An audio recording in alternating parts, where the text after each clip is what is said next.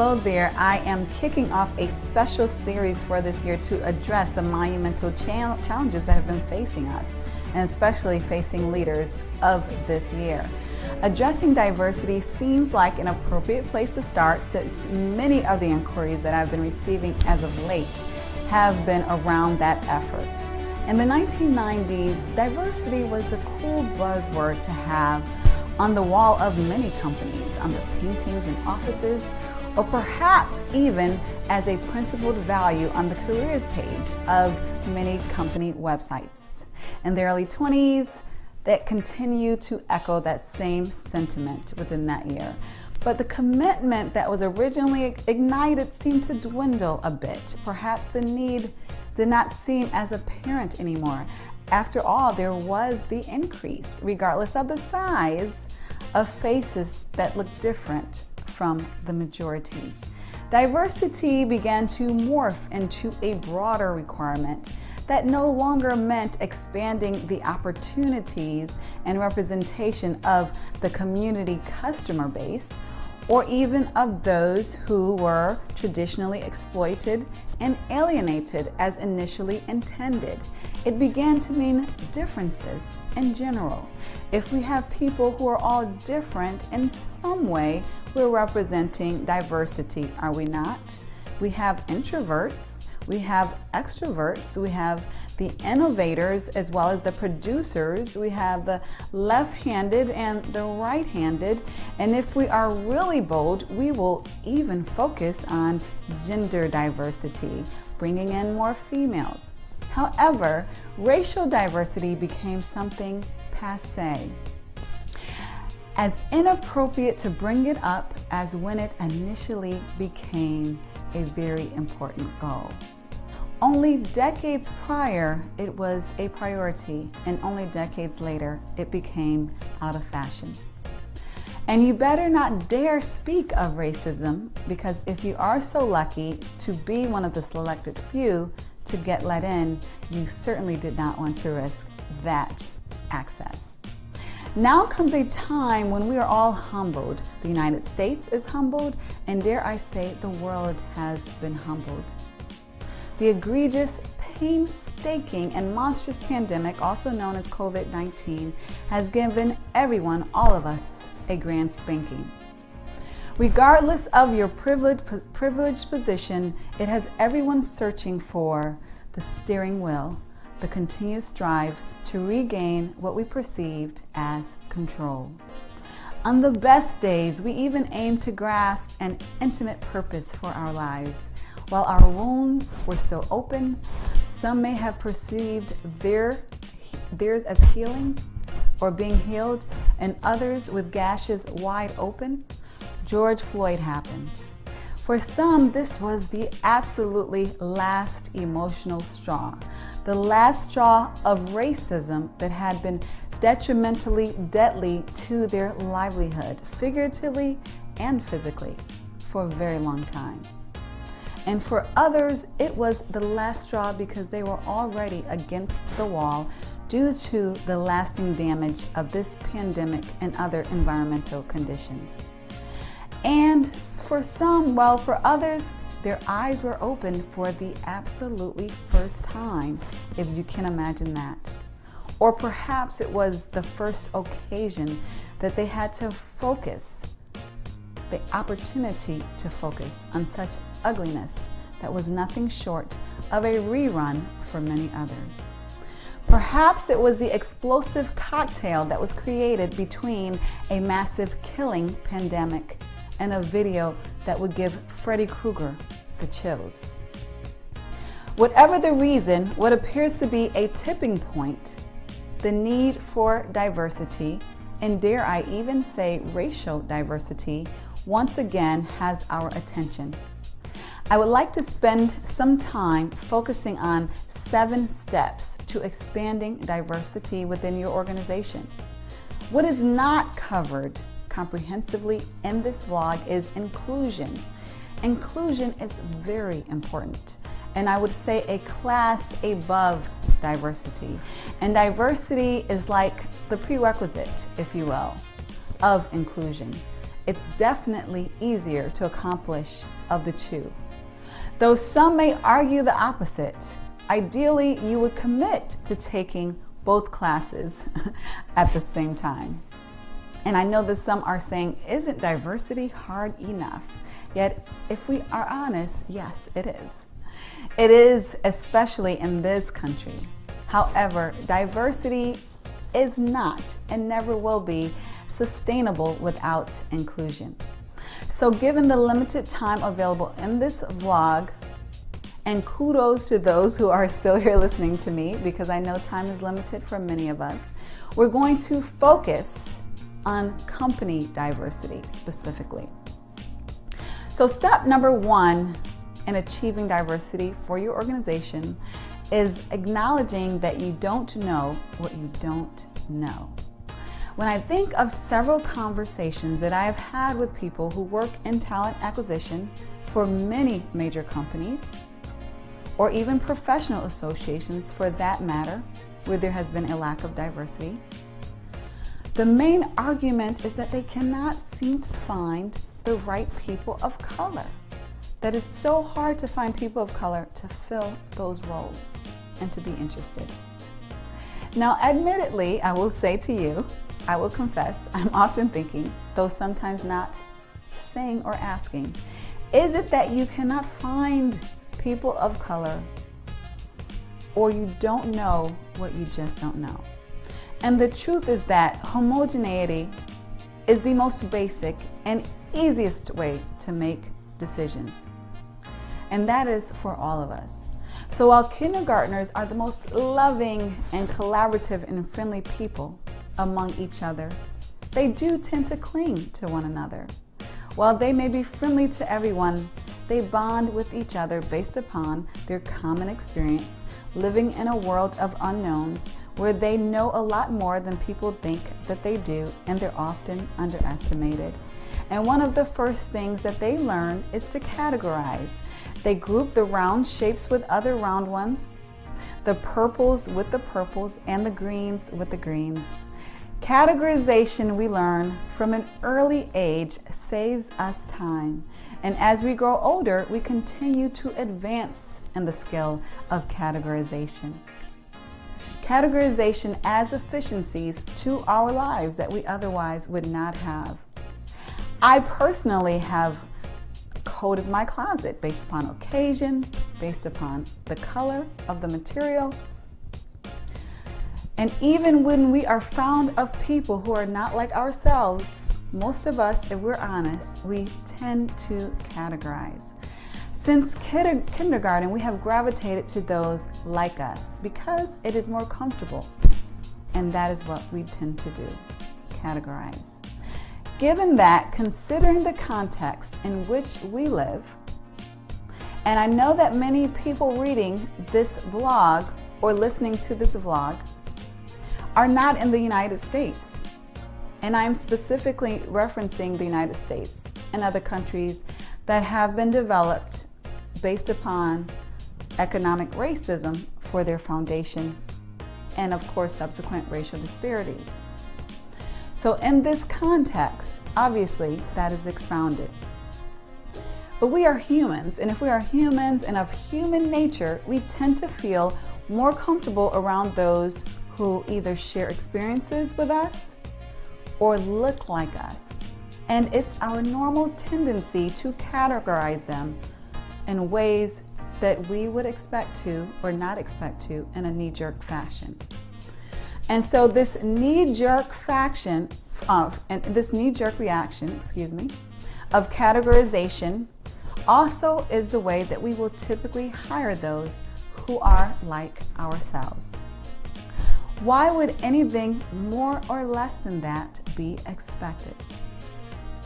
And then you put that in the context of an economically driven, racially disparaging tradition, and you have what we have today, and that is a racism pandemic in a world that may ironically deem themselves as post-racial. I am reminded of a time when I was in church. I'm still in church, but there was a special occasion where blue was the color that we were to wear. Now, I went shopping and I went to at least 3 of my favorite stores, and I could not seem to find that right blue dress. Interestingly enough, I saw several green dresses. There were just green dresses all over the place. And perhaps, maybe just perhaps, that's because green is my favorite color. I wasn't used to wearing blue, I would admit, and blue was a stretch for me, and I rarely, if ever, wore blue. I eventually found a blue dress online, but I lacked a connection to it. I just was not used to wearing it. Sure, some may be offended that I dare compare people to dresses. And I agree, it's not that simple. Though what is that simple is that we are emotionally driven beings. Oftentimes we believe that we're making sound, objective decisions when we're doing nothing of the sort. We're simply responding to what feels the most familiar, the most emotionally comfortable. And some of us call it a gut feeling. Dare we not trust our gut in this modern era of self-actualization? Even in this proclaimed era of self-actualization, we must be open to learning from others in order to achieve greatness.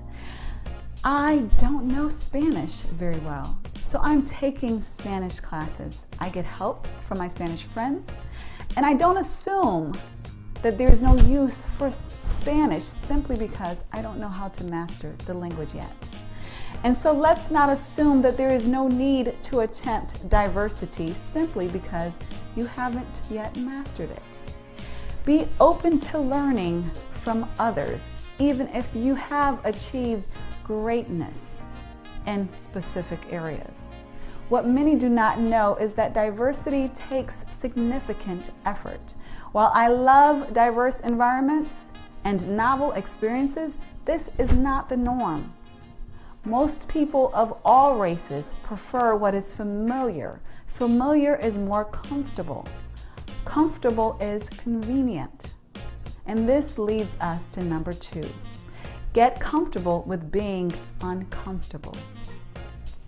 If you are genuinely desiring diversity within your organization, you're going to be uncomfortable at times.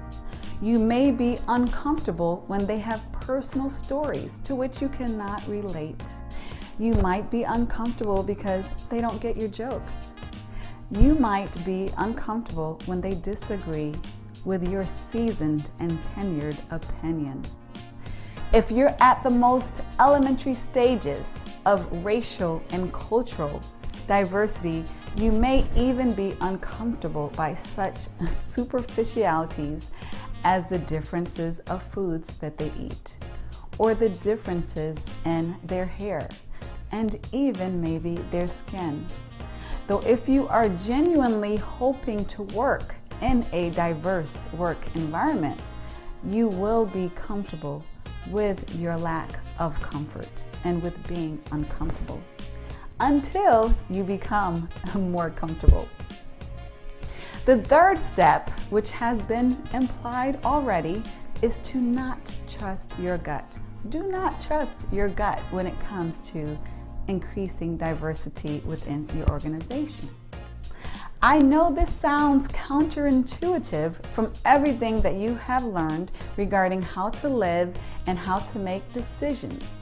However, when building diversity, it is selfish and downright dangerous to rely on your gut. In this modern era, thankfully, we have access to more objective tools and data than we ever have in the past. When hiring and promoting, we should use assessments and simulations to help us make objective decisions. Such tools help us to analyze the quality of talent that is not subjectively based, but based on relative subject matter expertise and performance ability. Now let's get to step number 4. And step number 4 is knowing your community. Know your community base because it is important for 2 reasons. Firstly, the more that you know your community base, the more knowledgeable that you will be in finding and attaining diverse talent that is not far away. Quite conveniently, a community base can conceivably be global at this point in our modern era. This is most commonly found among higher level positions that typically include searches that will pay, will reimburse, will sponsor relocation globally even.